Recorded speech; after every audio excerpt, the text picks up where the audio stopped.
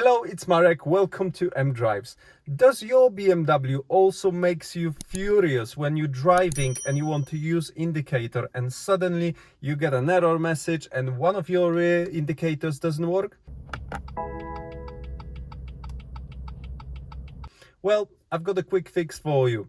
It's not going to be a permanent fix, it's a temporary fix, but you can fix it in a second and continue your journey safety with indicators on.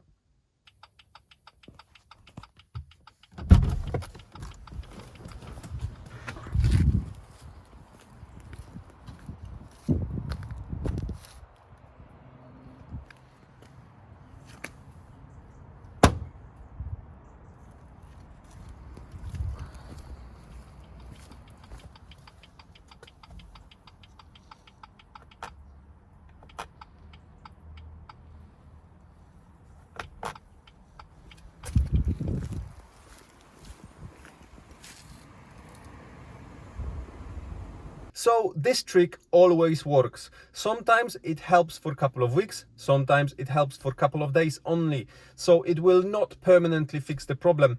But if you're going somewhere and you don't want to continue journey without indicators, this is the fix for you. So I hope you enjoyed this video. Make sure you give this video a like and subscribe to my channel, and I see you shortly in the next one.